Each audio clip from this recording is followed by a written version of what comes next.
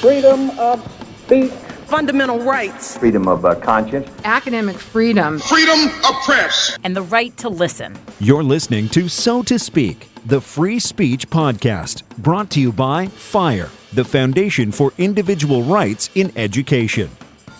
Happy New Year and welcome back to So to Speak, the free speech podcast, where every other week we take an uncensored look at the world of free expression through personal stories and candid conversations. As always, I am your host, Nico Perino.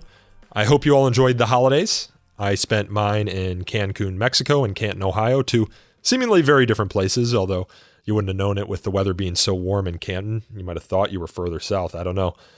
But in any case, I'm happy to be back at it for our 101st episode of So to Speak. If you haven't had a chance to listen to our 100th episode, I encourage you to give it a listen or watch it on YouTube.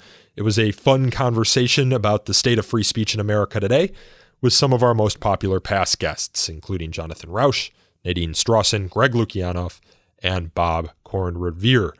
Now, for today's episode, however, we are going to go back in history. We are going to take a deep dive into the period of American history characterized by the Red Scare, McCarthyism, and the House Un-American Activities Committee. This is a period when a widespread fear of communism famously led to firings and blacklists in Hollywood, the government, and at our institutions of higher education. Are you now, or have you ever been, a member of the Communist Party of the United States? That was the popular refrain, sometimes asked to those brought before government show trials that investigated individuals' political beliefs, as if the mere holding of a political belief were illegal in the United States of America. Now, that's not to say there weren't any legitimate concerns about Soviet spies infiltrating the United States government. There were. But history has shown these concerns to be pretty overblown. The concerns led to a moral panic that severely harmed some of our most treasured principles of free speech, free conscience, free association, and due process of law. And these concerns harmed and ruined the lives and careers of, unfortunately, many innocent people. Men feared witches and burned women, warned Supreme Court Justice Louis Brandeis in an earlier case dealing with communist political organizing. On today's show, I speak with Ellen Schrecker. She's a scholar of this period, a former professor at Yeshiva University, and author, most notably, of Many Are the Crimes, McCarthyism in America, and No Ivory Tower, McCarthyism and the Universities. We discuss with Professor Schrecker the origins of the Red Scare and McCarthyism, how it manifested itself in government and elsewhere, the effects, of course, that it had on individuals at all levels of society, how it ended, and its lasting legacy. This is a deep dive that I hope you'll enjoy. I know I enjoyed it. But before we begin, I want to note that this conversation was recorded over the phone. So if it sounds like it was recorded over the phone, that's because it was. There are a few moments, about an hour in, where Ellen's phone cuts out, but it shouldn't be too bad. And overall, I think the audio quality is fine. Now, without further ado, let's get on to the show. Professor Schrecker, thanks for coming on the show. My pleasure. I want to start by asking you how you got interested in the Red Scare or the McCarthy era. Okay, this is something I've been asked a lot. Disclaimer, I have not, nor have I ever been a red diaper baby. In other words, I didn't come from a household where McCarthyism ruined somebody's life because they had been involved with the communist movement. My background is of a nice suburban girl from suburban Philadelphia, no less, who grew up in a liberal household. And I grew up during the McCarthy period. I graduated from college in 1960. So I am a member of the quote-unquote silent generation. And it really was silent, which was because of McCarthyism. In fact, where I went to college at Harvard, and I didn't even know there were left-wing student groups. They were all secret. Otherwise, I would have joined. The furthest left that one could get was the Democratic Party. So I was in the Young Democrats at Harvard in the late 50s, met Jack Kennedy, our senator. But I did know that McCarthyism was an important event or an important phenomenon during the 1950s when I was growing up. And later on, when I did get into working on it, I realized that my sixth grade teacher had been fired during the McCarthy period for political reasons. And I checked, and that, in fact, was the case. But at the time, I didn't know that. I just knew that he was gone. Because one of the things about McCarthyism was it was secret, that if somebody got fired for political reasons, the employer kept it secret, and the person who was fired kept it secret in order to hopefully find another job. So anyhow, I got into it as a scholar because I had gotten a PhD in a subject I was really bored by, and I didn't want to continue in that field. And I was teaching a course as an adjunct in freshman composition at Harvard. And I could teach the course as a mini course. And I decided that I would teach it about the 1950s. And I discovered that there was no book about the 1950s, nothing, zip. So being without an intellectual project, I said, okay, I'll do it. And luckily I got a grant and began working on it, and very quickly discovered that to write a book about McCarthy is going to be a lifetime commitment. It was just a huge subject. So I narrowed it down and wrote my first book on McCarthyism in the universities. Then when I finished that, I realized there was still no general book, and that's when I wrote my second book. It's called Many Are the Crimes, McCarthyism in America. And I seem to have, and I put that aside, and it has been resuscitated because for some reason, and I think we all know what that reason is, people are becoming very interested in McCarthyism. There's somebody in the White House who makes people very nervous. And so I'm always being asked, are we seeing a recurrence of McCarthyism today? I want to ask before, and we'll get to that topic at the end of the podcast, I'm presuming. Yes. But I want to ask about your time at Harvard. You said that you didn't really know all that was going on with the investigations at that time. Later, when you became a scholar of the period, did you look into and do research on some of the things that were happening at Harvard while you were a student there? And did you discover, for example, that any of your professors were wrapped up in this? I did. I didn't find any of my professors wrapped up in it. What was so interesting was to find how much they censored themselves. And I'll just give you one example. I was studying German history, and I had a class in 19th and 20th century German history. And the professor was talking about the German Revolution of 1848. And as Harvard professors did, they'd give you a list of all the possible causes and interpretations. And I recall he gave us a list of about 6 things, and one was brilliant. One was absolutely brilliant. And it wasn't until I was teaching much, much later at Princeton that I read Karl Marx's little pamphlet on the revolutions of 1848. In other words, a Harvard professor did not give any credit to Karl Marx for analyzing the revolution of 1848, even though it was, 1958 that this was happening.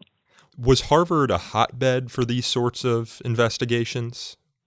Not particularly. It certainly was investigated because you could get great headlines. Mm-hmm. McCarthy, for example, went straight to Harvard and held a bunch of hearings there. Nobody he called up was anybody I knew at the time, although later I interviewed a number of the people he had questioned. And Harvard claimed that it had been very good during the McCarthy period because one of its senior professors, a man with tenure, an eminent physicist named Wendell Furry, had been taken the Fifth Amendment, and I'll discuss that in a minute. And many schools were firing people who did that. But Harvard was, quote unquote, good because they didn't fire Furry, although they made sure that anybody who didn't have tenure did not remain around. I want to take a step back here. I mentioned the Red Scare. We've talked about the McCarthy era, which is hearkening to Joseph McCarthy, the senator from Wisconsin who led the investigations in the Senate. But the Red Scare began before Joseph McCarthy, if I'm understanding it correctly. When and why did it start? Well, you can have many different starting points. You can go back to the beginning of American communism in the sort of confused moments right after World War I, 1919. As soon as there was a Communist Party, there was anti-communist repression. But I think actually you can make a direct connection to a sort of rehearsal for McCarthyism, as it were, in the late 1930s. When there was a lot of hostility to not just to communists, but to labor organizing during this period, especially on the right. There was a lot of concern, of course, about fascism and the rise of the Nazis and Stalin. I mean, it was a very confused period.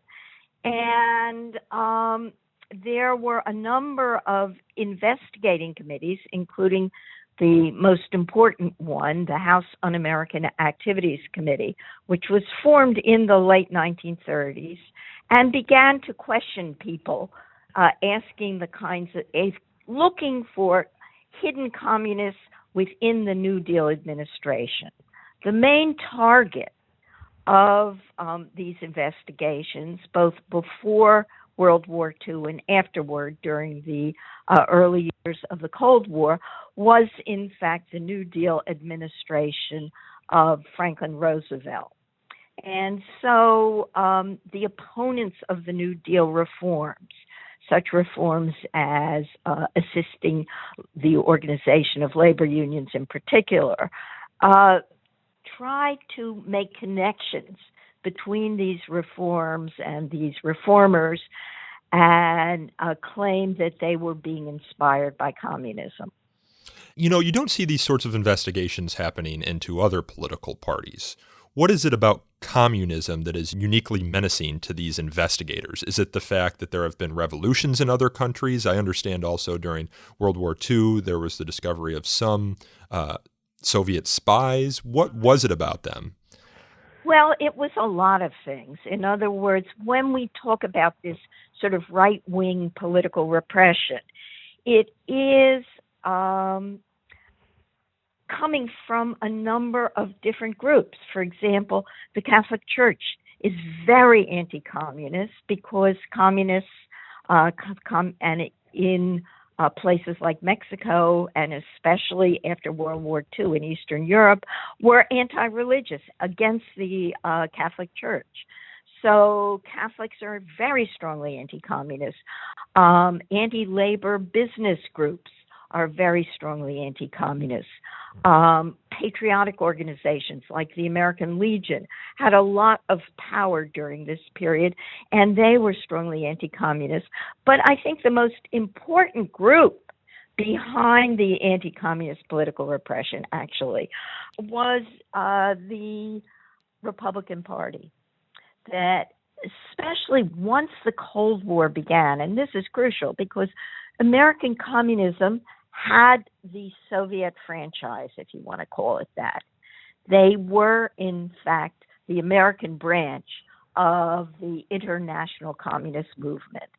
And once the Cold War began, it was very easy to portray the American communist movement as a Soviet puppet that was somehow planning to undermine American security. Were these the American Communist Party, was this a Stalinist party, a Trotskyist party? Like, what branch of, were they supportive of the Soviet Union? Were they dissenters from the Soviet Union? How would you characterize them at this time? Well, the American Communist Party was the American branch of the Russian Communist Party, as it were. They were not all of the American communists joined the party because it was associated with Russia. They had other things that they were concerned about, like organizing labor unions or fighting fascism. But what happened over the history of the American Communist movement from its formation in 1919 until it fell apart in the mid-1950s was that it was always sort of sloughing off people. If you didn't follow the appropriate line, you'd be expelled.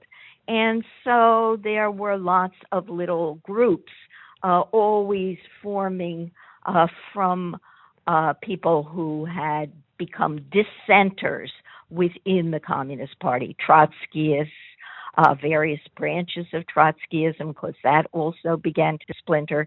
And so these people, to a certain extent, also became part of the machinery, as it were, that operated the purges of left-wingers and communists during the post-World War II Red Scare.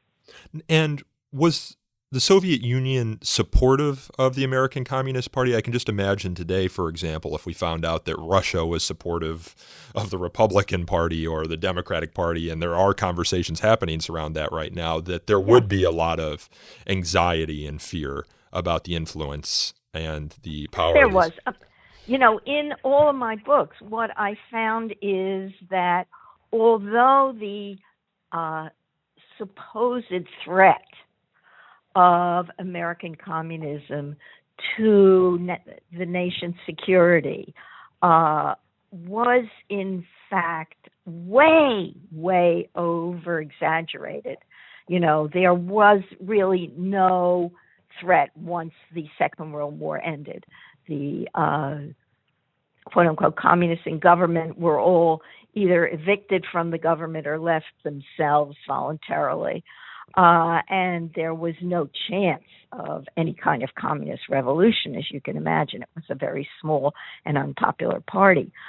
But it was plausible. There was, if you ask communists, what's the party stand for, they'd say, well, we do believe in a communist revolution, but way, way, way in the future. We're nowhere near ready for it. And people who spied were able to justify it on the grounds that we were in a war against the Nazis, against Hitler, and that we were allied with the Soviet Union, and therefore anything that helped the Soviet Union to oppose the Third Reich was therefore really helping to win the war. That wasn't exactly the case, especially with the atomic bomb. But nonetheless, it was plausible. And that, I think, is sort of the important piece that people don't, especially people on the left, don't appreciate, that it was plausible, but it wasn't true. So I want to talk a little bit about those war years. The House Un-American Activities Committee was formed, I believe, in 1938. Correct me if I'm wrong. Yes. And then, of course, America enters the war a few years later, becomes allied with the Soviet Union. What was the Soviet Union's perspective on these investigations? Were they saying anything publicly about them? Were the investigations even happening during the war? No, HUAC sort of went into abeyance. Russia was America's ally, and you didn't have the sort of widespread support for purges. There were worse issues, more important issues than that. So, yes, there was. It was, I would say, during the war, the anti-communist political repression was on hold. And then when did it start after the war? Was it with Churchill's speech over there? I think it was in Missouri. In 1946. Well, the Cold War begins to heat up. Stalin, make sure that Russia, which had been invaded twice within several decades by Germany, would never be invaded again. So he's taking defensive movements, defensive steps to prevent another invasion of Russia from the West. And what does the Soviet Union do? It had liberated all of Central Europe up into Germany. The Red Army had kicked the Germans out, and it just never left. And the Russians ensured that they would be protected by imposing communist puppet governments throughout Eastern Europe, all the way to Eastern Germany. And in a sense, there was nothing the Americans could do. They certainly could not have invaded Central Europe and fought another war against the Russians in 1945, 46, 47. The American people wouldn't have put up with it. And that wasn't going to happen. I think Roosevelt knew that. Truman knew that. Yeah, there were suggestions that Roosevelt kind of gave Poland to Stalin during the war. This is even before the war ended, and it aggravated Churchill, of course, because Poland was the reason they came into the war. Again, this is plausible, but nonetheless not true. Roosevelt and Stalin and Churchill met toward the end of the war, in the beginning of 1945, I think it was, at Yalta in Russia. And supposedly that was where Roosevelt was, it was a few months before he died. He was very sick. He had a heart condition. Nonetheless, he shows up there. And the scenario goes that he has been hoodwinked into giving Eastern Europe to Stalin. Now, the reason and the way in which it ties into McCarthyism, this particular scenario, is that one of the State Department officials who was at Yalta, not in a policy-making position, but in a sort of administrative position, making sure that there were enough hot meals to go around or something, was a man by the name of Alger Hiss. And in the summer of 1948, Hiss is accused during a hearing of the House Un-American Activities Committee, HUAC, of having been a member of a secret communist cell in Washington before World War II. And this particular fact, which I think is true, then is brought out and emphasized, particularly by a young representative in his first term in Congress from California, a man by the name of Richard Nixon. I think you've probably heard of him. Yes, and Nixon is getting information, secret information, from the FBI that enables him to make charges against Hiss that will eventually end up with Hiss being convicted of perjury for having lied before HUAC about knowing the main person who accused him of being a communist, a man by the name of Whittaker Chambers. So with this story, which takes facts and then makes a scenario that can implicate the entire Democratic administration of both Roosevelt and Truman for being soft on communism, for selling out the American security to Stalin at Yalta and thereafter, gets a lot of plausibility and a lot of attention, and of course makes the career of Richard Nixon. And Joseph McCarthy, when does he enter the picture? McCarthy is a very late comer. He had entered Congress as a senator in 1947 and had a very undistinguished career. Many people considered him the worst senator in the Senate. He was looking for an issue, and he gets information and support from a whole bunch of people who are very invested in another scenario, because not only, as they claim, were people like His betraying Central Europe to Stalin, but also betraying China. And he picks up on this particular scenario, the quote-unquote loss of China. It happens during the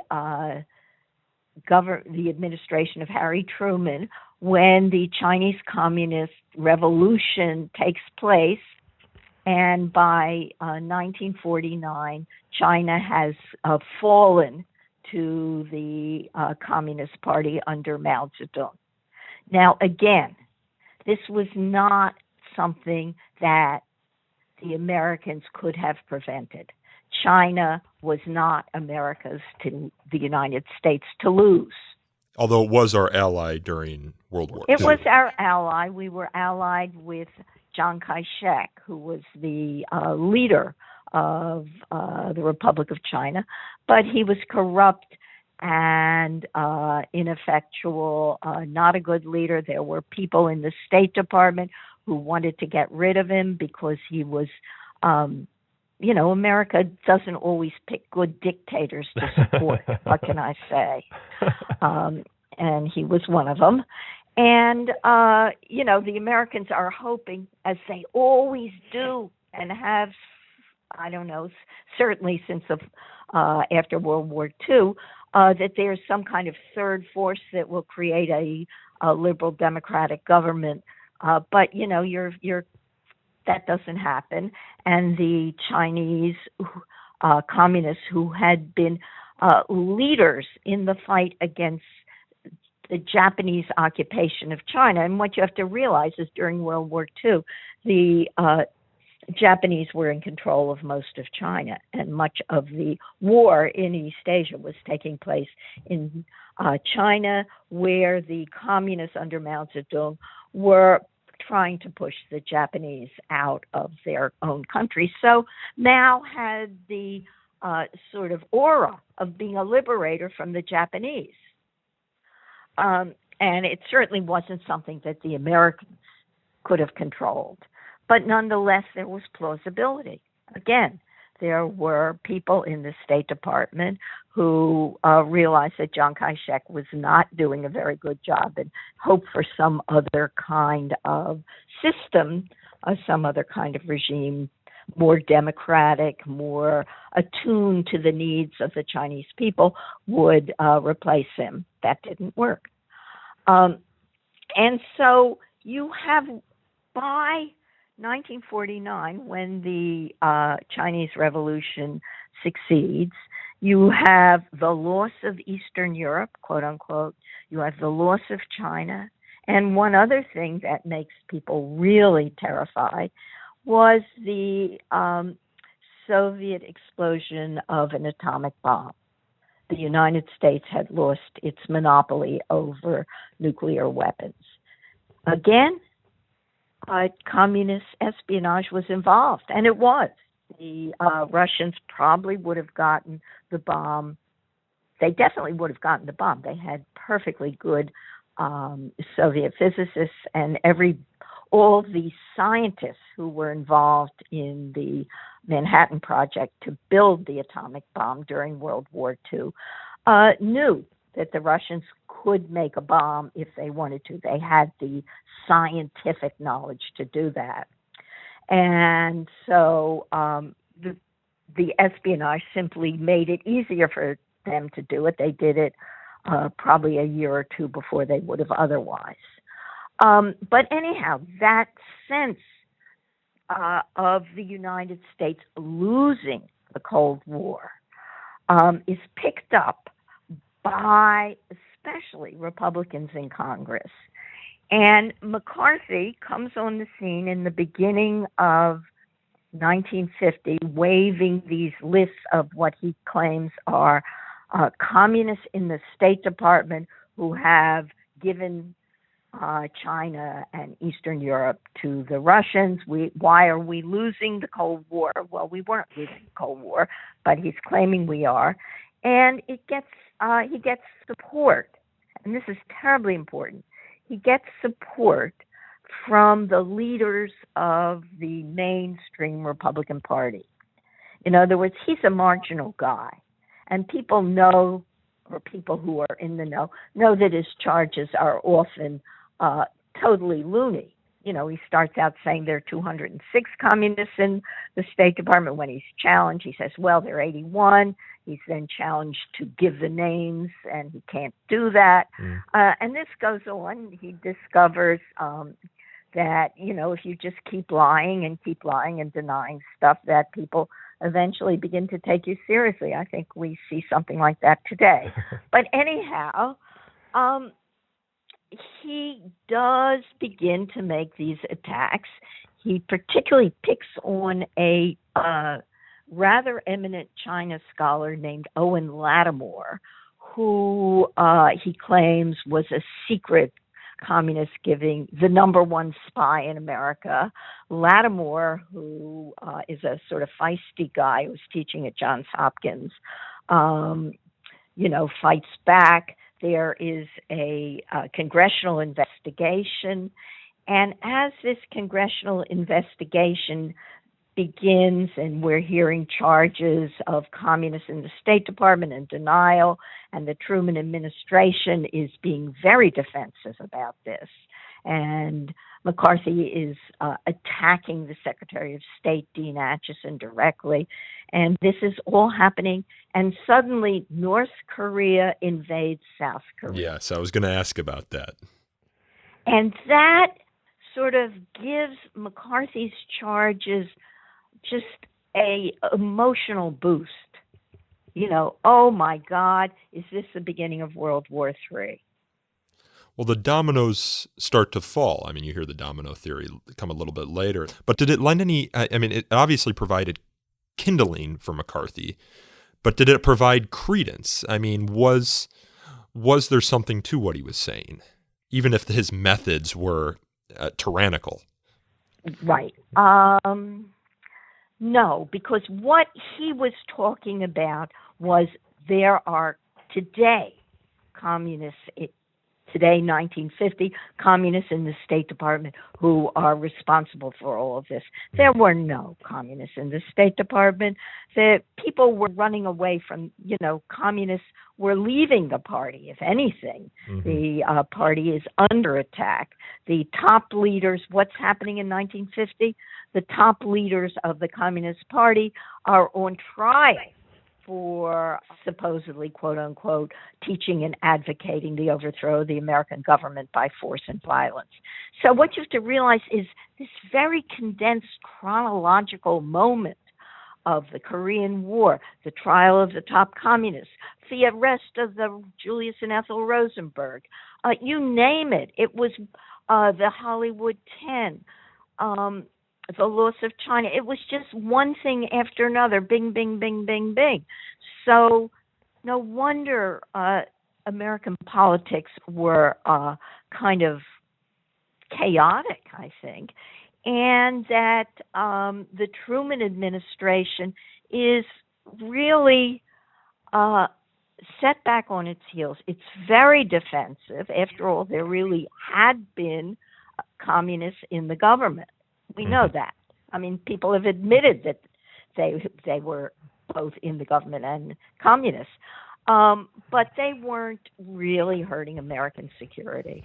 So they weren't spying or otherwise trying to overthrow the government. They just happened to have communist sympathies. Because that's my question is, he waived those 200 names or 80 names. Were any of those names actually true, or was it just all BS on McCarthy's part? I think probably some of them were really communists, but many of them were people who were involved in groups that also contained communism, and what we that also were supported by the Communist Party in ways that look conspiratorial.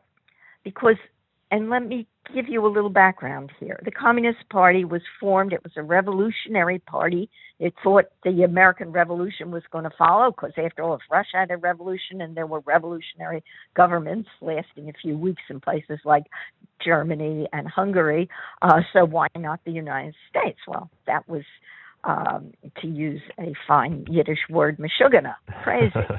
But anyhow, what happened was there was a Red Scare right after the First World War, and the Communist Party, this little teeny party made up mainly of Russian-speaking immigrants in places like Chicago and New York,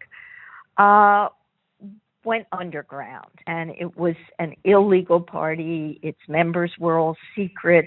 They were getting some money from the Russian government in Moscow, but not a lot. Anyhow, they're sort of small, they're furtive, and they don't really, the Communist Party is revitalized during the 1930s. Clearly, the Depression shows that there's something wrong with capitalism. At that time, people weren't very well informed about what was really happening in Russia, and they assumed that, oh, look, there's no depression in the Soviet Union. People aren't out of work selling apples, whatever. And so communism especially began to appeal to a whole generation of idealistic individuals who wanted a better world, who wanted to have a more humanitarian society. They were particularly concerned about organizing labor unions. They were working with unemployed people, trying to get better services for them. They were also becoming concerned about the rise of Hitler, more so probably than any other group in the United States at that time.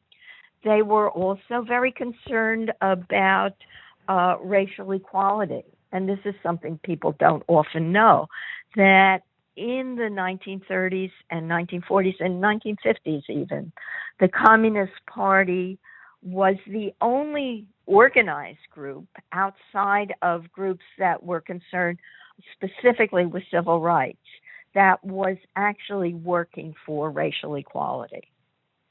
And so it attracted a lot of idealistic people who were concerned about peace, about social justice, about racial equality. And a whole generation of people went into the party, not necessarily because they thought the Soviet Union was wonderful. They swallowed it. I mean, the party was very much a supporter of the Soviet Union. They never really criticized the Soviet Union, which was a big mistake. I mean, the party, as an American organization, made two serious mistakes. One was following the Soviet line, which it did, and the other was that it remained secret. And it essentially expected its members not to admit they belonged to the party, which was a serious mistake for a number of reasons. One was that the party then couldn't take credit for the more positive things that its members did, like organizing very effective, democratically controlled labor unions. But all of these communists who were leading the labor unions couldn't say, yeah, I'm a communist, and one of the things I do because I'm a communist, or one of the things why I became a communist, was because the communists were so interested in organizing labor union and trying to get more economic equality in the United States, and that's a good thing, and I want to be part of that movement. But these people had to deny it, which they did, and then when it's revealed that they were in the party, they look like they lied, which they had, and you get people giving the aura of conspiracy to this party, which was really not a conspiracy, except in the sense that it was trying to defend its members by keeping its activities secret. And that was a serious mistake, because when the post-war Red Scare occurred, all that the sort of witch hunters of the time had to do was expose someone as a communist, and then that person would be fired. So there are various things going on here, and I want to separate some of them, and you can correct me if I'm wrong. But there are the purges from voluntary associations, or private associations, I should say, private universities such as Harvard or the other Ivy Leagues, the private associations associated with Hollywood, for example. I don't know whether it's the Screen Actors Guild, but then there's also these separate investigations through HUAC, through Joseph McCarthy, into people in the State Department. And in the prior associations, not to justify them, but they have the right to purge people if they want, not that they should. I'm wondering, through HUAC and through the McCarthy investigations, what justification did they have for going after people partaking in private political associations outside of work? Like, are they arguing that it's treason? Are they arguing that there's foreign support, that they're spies? What are the charges there? Because as a First Amendment person myself, we have the right to freely associate around political beliefs. So I'm just trying to understand what did they do wrong? What justified compelling them to come before Congress and to testify about their internal beliefs? They didn't do anything wrong except belong to this party that looked like it was a criminal conspiracy.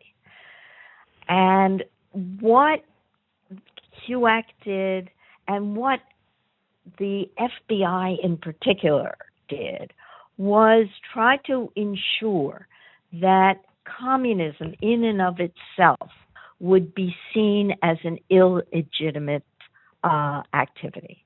That there was no law making the Communist Party illegal. There were attempts, in fact, to do that, but that never really caught on. But if you could create what were called offense artifacts. For example, let's look at the Hollywood 10. This was one of the most important early set of congressional investigations by the House Un-American Activities Committee in 1947. And they can call people in front of these committees without accusing them of a crime. They can call them before the committees for whatever reason they want. For whatever reason they want. And they can say, as they try to, are you now or have you ever been a member of the Communist Party? And you and I being called up today by that kind of a committee, being First Amendment groupies, would say, none of your business. I assume we would say yes, that. Of course. And we would be supported. But because of the creation of this national security justification for eliminating communists from positions where they might endanger the United States, and I'll get into that in a minute, it looked scary. It looked terrible. And people, employers, the studio heads, the university presidents, felt that it was bad public relations to have a Communist Party member on their payroll. And so they simply got rid of them. What J. Edgar Hoover had done, and Hoover really is so much more responsible for McCarthyism, that if we had known then what we know now, we would have called it Hooverism.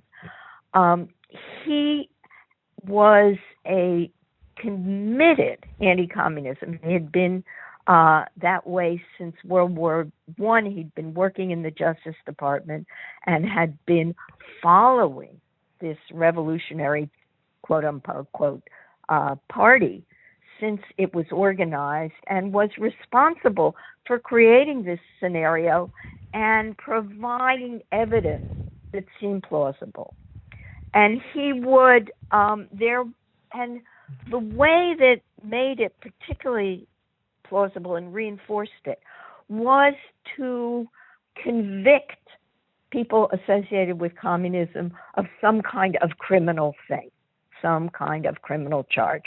So when HUAC decides in the fall of 1947 that it's going to go after Hollywood, and its decision makes sense because you go to Hollywood and, you're going to have celebrities. You're going to make it into the front pages. If you go after an auto workers union in Buffalo, New York, you're not going to get the same kind of publicity. You'd get as many communists maybe, but you wouldn't get the publicity that you do for Hollywood. So they bring all these Hollywood people to Washington, and then they say, are you now or have you ever been a member of the Communist Party? And these people, all of whom either were or had been in the Communist Party, HUAC usually was a lot more accurate than McCarthy. They had better information, and they knew who was communist and who wasn't. And they probably weren't drinking as much. Exactly. And anyhow, the Hollywood 10, as they were called, refused to answer their questions and claimed that they were protected by the First Amendment. But because of this notion that somehow communists threatened national security, even the Supreme Court was willing to sacrifice the First Amendment to national security. And that's what happened. In other words, the Supreme Court is collaborating with McCarthyism or with these purges during the late 1940s up until really about the mid-1950s. They do not protect people who are communists from criminal charges or from being fired or whatever. Do they compel testimony? I mean, are these people not allowed to take the Fifth? No. They do not compel testimony directly, but actually indirectly they do, because what they do is they say, okay, you can take the Fifth Amendment. You can't take the First Amendment because in these times of national insecurity, when there is a dangerous international threat, we understand that some things override freedom of speech. That's what those are the big decisions of the late 40s and early 50s. So, for example, when the leaders of the Communist Party are convicted for, quote unquote, teaching and advocating, those are speech crimes. Yeah. But that's what it was. The Supreme Court said it was clearly it was not a unanimous decision. There were two dissenters. But the Supreme Court says these are dangerous times. The Communist Party, we know, is just a pathetic little party, but you can never tell. And in these times, we can't take a chance. That's what they said. And so there goes the First Amendment. But they did preserve the Fifth. But the Fifth is the one which says you can't be a witness against yourself. In other words, when they ask, are you now or have you ever been a member of the Communist Party, people say, I refuse to answer that question on the grounds of the Fifth Amendment. Well, what does it look like? It looks like they're hiding something. Mm-hmm. And they are, of course, they're hiding their membership or past membership in the American Communist Party. But why are they hiding it? Why are they taking the Fifth? And it's for a very simple reason. Because if somebody said, yes, I joined the Communist Party in 1938 at the University of Wisconsin because I was so worried about the rise of Hitler, and this was the only group on campus that was opposing Hitler, you or I might have joined. Anyhow, the next question that HUAC then asks is, and who else was in this group with you? Asked him to name names. Exactly. And that people were unwilling to do. And you have somebody like Lillian Hellman, the playwright, called up by HUAC in 1951, saying, I will not cut my conscience to fit this season's styles, I think was the way she put it. I will not become an informer. You can't make me do it.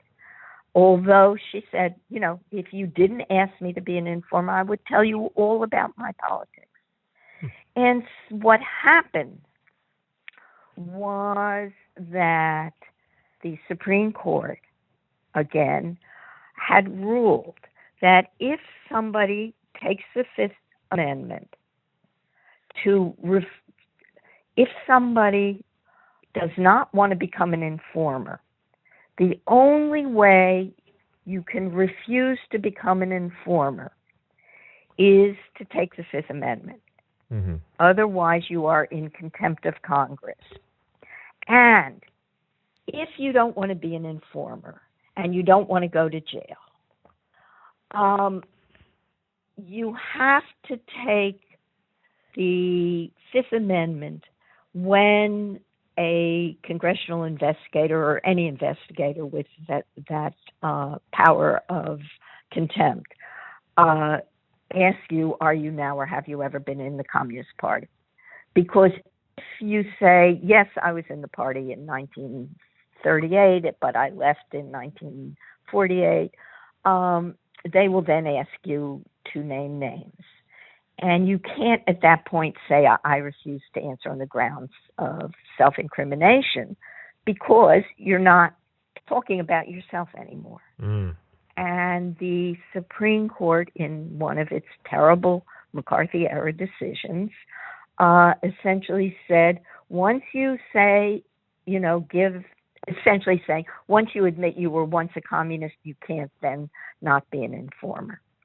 In other words, you have waived your Fifth Amendment right against being a witness against yourself if, in fact, you say you had been in the party. And so what it looked like was these people were hiding some terrible secret, whereas many of them, probably the vast majority of these quote-unquote unfriendly witnesses, were people who had been in the party, maybe still were in the party, would have been willing to talk about it, willing to talk about what they had done, willing to admit that they were wrong about Stalin. They could have educated the entire country to the nature of communism, its problems, and also some of the good things that it had done. But they were unable to. Thank you, Supreme Court. And what we were seeing during the highlight of this post-war Red Scare, which is really from about 1947 through to 1954, 55, 56, was a complete collapse of the political mainstream. From the Republican Party's establishment, from, for example, the Senate Majority Leader, Senator Robert Taft of Ohio. Actually, I've seen it in the original document. Actually wrote a note to McCarthy when he was first waving around many of his lists, essentially saying, well, if one of the people you accuse isn't correct, just keep going, find another one, but encouraging him. Were there other people in the political mainstream outside the Republican Party? Because I remember reading somewhere that even Robert F. Kennedy was wrapped up in this. Not just Robert, so was John. It was probably politically unpopular to oppose it. Exactly. And the Democrats were terrified. This stuff was really hurting them. And there was nobody with the guts, as it were, to get up and say, no, this isn't right. That there is no danger. Why? People just go with what sort of the conventional wisdom is. You had, there were a few people for example, by the early 50s, when it was clear that if you took the Fifth Amendment before a committee, because you didn't want to name names, and it was pretty clear that a lot of people were doing that, people began to stop taking the Fifth Amendment. They would just sort of say, no, I'm not going to answer your questions, hoping that if they didn't take the Fifth Amendment, they would be able to save their jobs. That didn't work. So any lack of cooperation, it wasn't whether you took the Fifth or the First or nothing, usually resulted in a loss of your job. And the main sanctions of McCarthyism were economic. Mm. Did these investigations filter down to the local level? Were there like local petty tyrants who were going after the head of the PTA, for example? Yes, there were the local governments. Teachers were very vulnerable. After all, they were public employees. And the scenario was they were going to poison the minds of the youth. Well, those of us who have been teachers know perfectly well we have absolutely no influence over our students. But anyhow, that was the scenario. We've got to get rid of these people. They're going to, so what was happening was communism or association with communism, belonging to an organization that had communist leaders, for example, that was all. You could make up a scenario that was plausible, even if untrue, and then you could invoke sanctions against individuals. And this was done. The sanctions were primarily economic. Political repression in the United States did not look like political repression under authoritarian governments. People weren't killed. People weren't thrown in jail. There were probably several hundred people who were served prison sentences for something related to communism, whether it was contempt of Congress, like the Hollywood 10, or whether it was perjury, like Alger Hiss. But most of the people who were convicted under some kind of criminal process were open leaders of the Communist Party. There was an attempt, in other words, to criminalize communism. And there were a few people who actually went to prison for membership in the Communist Party. I think there were two, and Kennedy finally pardoned one of them. I want to close up here because we only have about 5 minutes. I want to get down to how this ended. Was it Walter Cronkite? Was it the Army? How did this all end? Because the Soviet Union didn't end in the late 1950s. I mean, it kept going. It kept going, but you know what? The witch hunters ran out of witches. People were leaving the Communist Party in droves by 1956. And it was getting clearer and clearer, especially to people who are becoming aware of just how over-exaggerated all of this was. People were opposed, especially within the Democratic Party, are beginning to get a little bit of backbone because McCarthy is such a, out of control individual that he becomes vulnerable. You have Edward R. Murrow beginning to unravel some of these accusations. Oh, it was Edward R. Murrow, not Walter Cronkite, who said, have you no shame, right? Yeah, okay. I got that wrong. No, that was not even Edward R. Murrow. That was the Army. That was what brought McCarthy himself down, was that President Eisenhower didn't have the courage to attack McCarthy. And Eisenhower deserves both condemnation for not taking McCarthy on and credit for finally taking him on, which he did after McCarthy starts attacking the army. Well, what was Eisenhower's background? He was a general. His entire career was in the army, and McCarthy had directly attacked a general named Ralph Swicker, who was one of Eisenhower's proteges. So he finally, as it were, goes for McCarthy, and the rest, as we call it, is history. The man who said, "Have you no decency, sir, no sense of decency," was the chief lawyer for the army, and McCarthy had just finished attacking one of the younger members of this guy's law firm. After he'd promised not to, everybody knew that this young man was somehow vulnerable. He belonged to a group that was under supposedly communist control.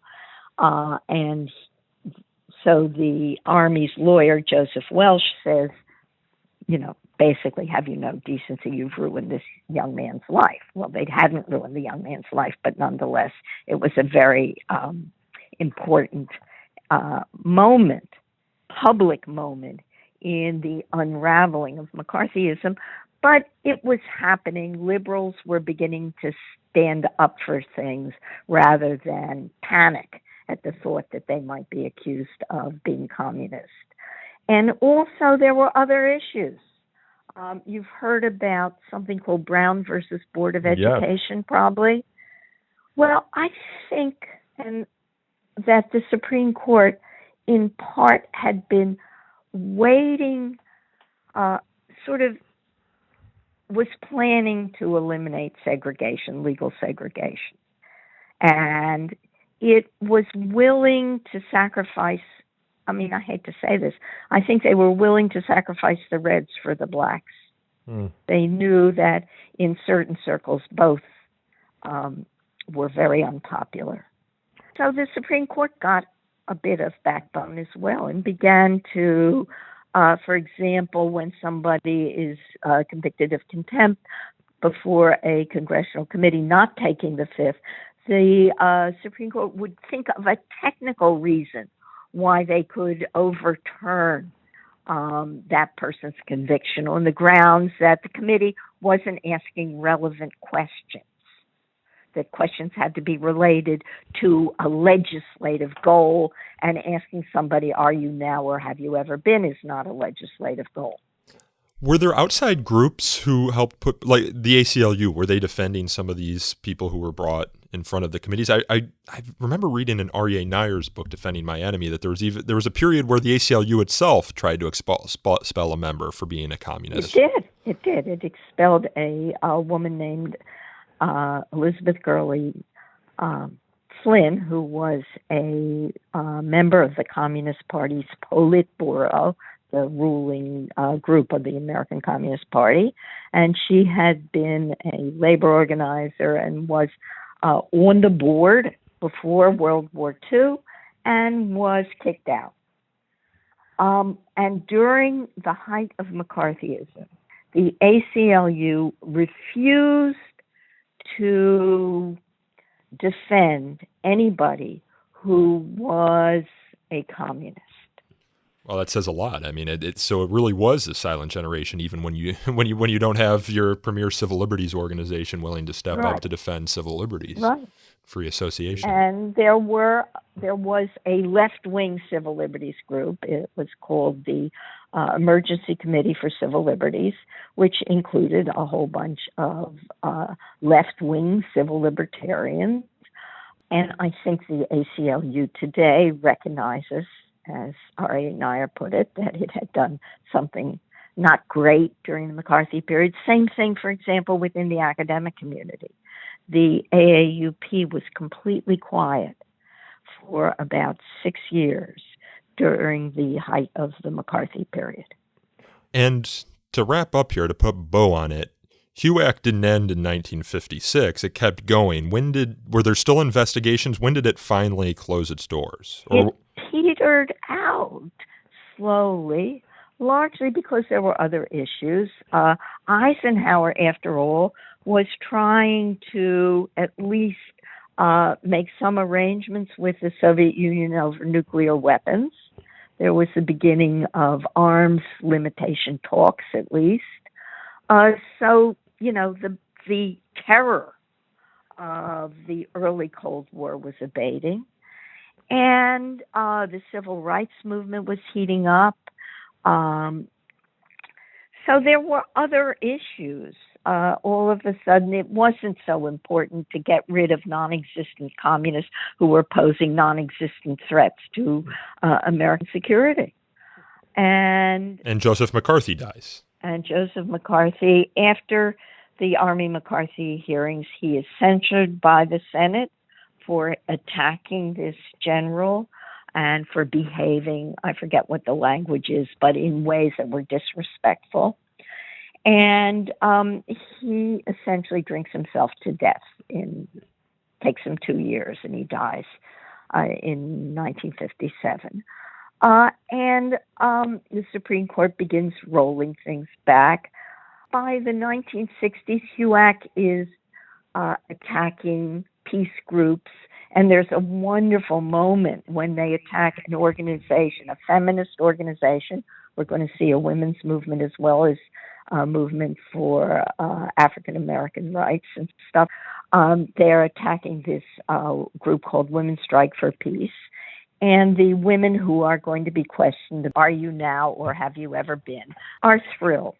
They're going to be able to talk about their organization.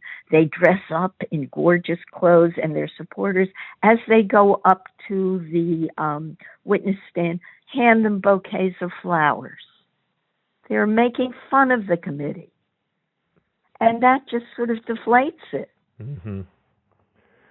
Well, I think we have to leave it there. Perfect. And what was the name of that feminist group again? A group called Women's Strike for Peace.